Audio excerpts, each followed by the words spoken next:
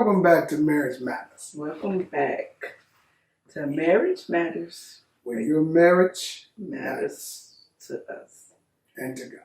So, we're talking about expectations, real or not. Nah. Realistic expectations or nah. Okay? We're still dealing with reconnecting. We're still dealing with communication. We're still trying to get you guys from here to somewhere up in here. Yeah, somewhere up in here. Right up in here. That's connected. You might not be here, but if we can get you somewhere up in here and bridge the gap, so you ain't like this, you more on like the other side this. of the cannon, you. Hello. We're trying to help you bridge the gap. We're trying to help you bring sexy back. We're trying to teach you to reconnect. Ooh. So, is it another sex edition? No. It does kind of deal with those issues because the reconnect, the makeup. Exactly. Don't have me start no argument. Right. Ooh. Break up the makeup, you know the song. Ain't no break up the makeup, just the argument. Well, you know. It's no just break, the song. Ain't no breaking nowhere. Nah, we ain't about that life. But we once was. I was. Yeah. But anywho, what we're trying to say is you have to have realistic expectations during the reconnect because you can't feel like, well, we both want to work on it, we both trying, or I'm giving 100% and they giving 50%, you know, and not being realistic because ain't nobody giving 100 because ain't nobody perfect. You can try to give all, you know, your best, do your best, but you still may, you know what I'm saying? And you think you're doing 100, but if you ask the other spouse, you may be calling yourself Big Daddy or something. Right. And the spouse is like, Big who? Right, because you ain't on the receiving end of that Big Daddy title. What you trying to put out there. You ain't on the receiving end of it. And self-proclaimed Big Daddy ain't Big Daddy at all. If mom ain't calling them Big Daddy. Okay. So, you have to be realistic in your approach. Yes. You have to be realistic in your expectations. Your thinking. You have to be realistic in your thinking.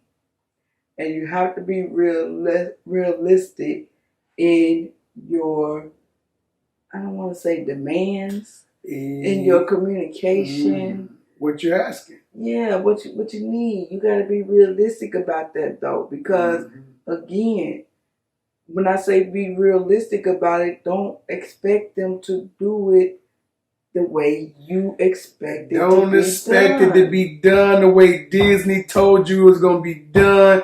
And you're going to live happily ever after. Prince Charming with no issues, nowhere in sight. They lied. So, like we said before, you have to learn to talk to the king in him. Or you going to talk to the fool in him. Or you learn how to talk to the queen in her. Or you learn to talk to the fool in her. So it's based off of how you come. You know, so it's many times a woman, if you do it right, it's not much that a man, you know, won't do if you come correct. If you build that man up here, run through a wall, the man don't know how to fix nothing. But I just really appreciate you. You are so handy with your hand. Now the joker done tore up the whole kitchen trying to fix something because you came the right way. That's what it's about. If you come the right way as a man, if you come the right way to your spouse, your wife, or whatever the case may be, you can mention a thing. Man, this show would be nice. Ooh, this, that, and the other. Next thing you know, bam, you got it. This show would be nice. Man, I wouldn't mind a steak, this, that. Bam, you got it. You know what I'm saying? But if you come the right way, this dance could be real sweet if we would humble ourselves, put the pride on the back burner, and do this as a team. When you first got together, it was a team effort.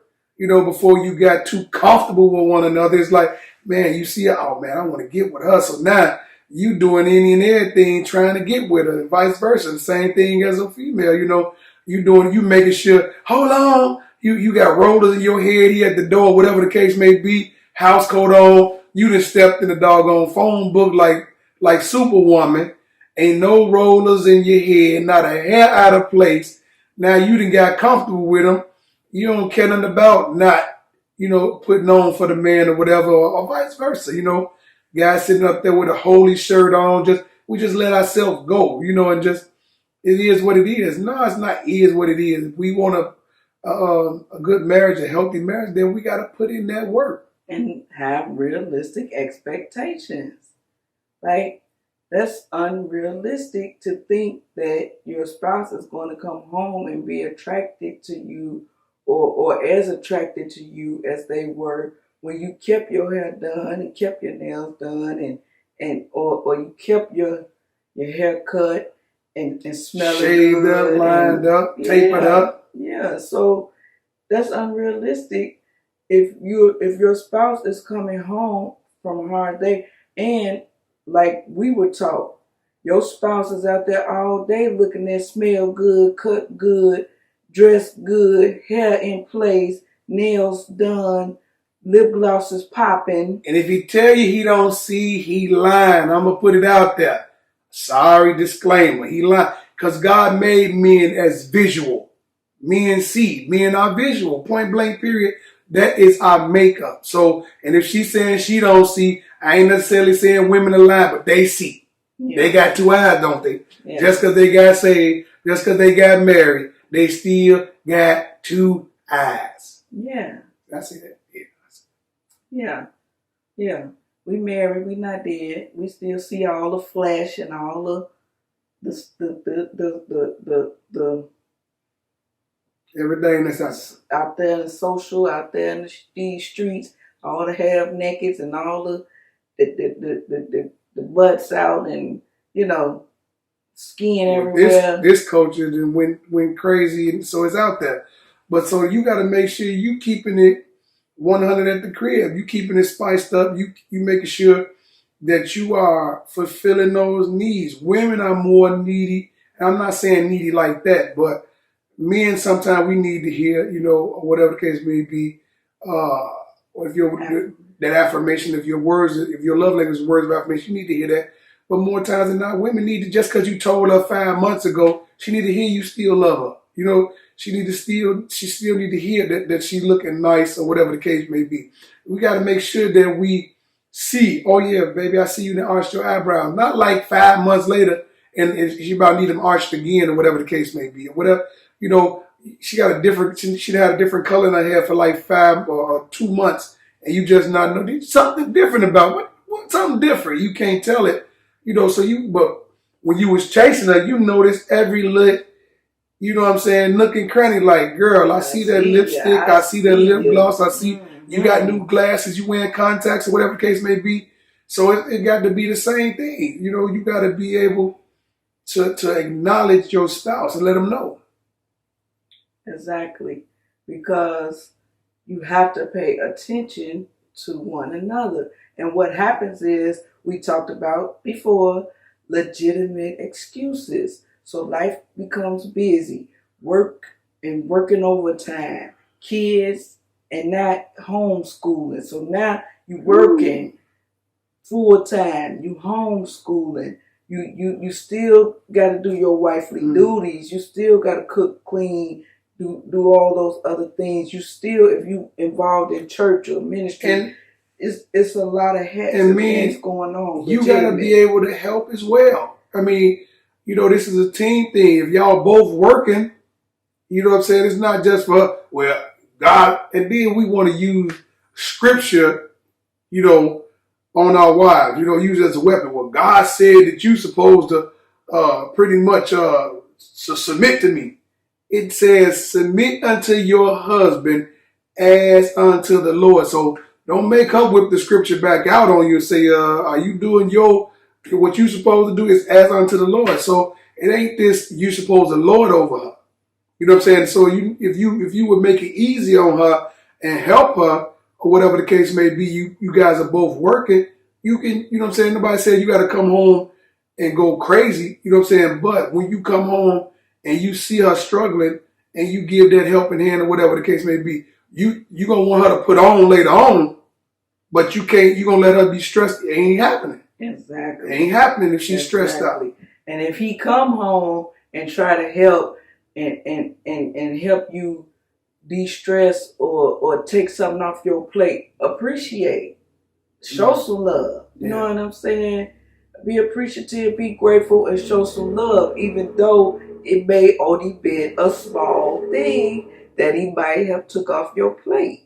Despise not the day of small beginning. Because if you're appreciative of that, one thing would have meant, baby, I really appreciate you helping me do that woo, that woo. So men like being that superhero at the crib. You know what I'm saying? Let him be the superhero in the crib and not outside. You know, whatever the case may be. So then, now he's trying to do more because what? You appreciate it. Yes. Everybody wants to be appreciated. Yes, it's very important to show some love and appreciation for the things that your spouse does. Now, I'm going to give an example. It's a little intimate, but... Whoa. Okay. Whoa. It dealt with initiating sex. Whoa. So, we always talk about the initiating and want your spouse to initiate, so on and so forth. So, one time, I initiated. Okay? I'm not the initiator. So, I initiated, and I wanted to be rewarded for initiating, and it was ho-hum to me. It was no big deal. So I point blank told him I won't be doing that again. What she tell y'all last session? We are opposite. We don't respond the same. But then that's the problem. Hey. If you saying you want your spouse to initiate, you want your spouse to initiate, then when your spouse finally get the courage to initiate, and it's not received well, or it's not overflowing appreciation or acknowledgement of you doing that when it was hard enough for you to do that in the first place. You wanted to talk about sex, so here we go.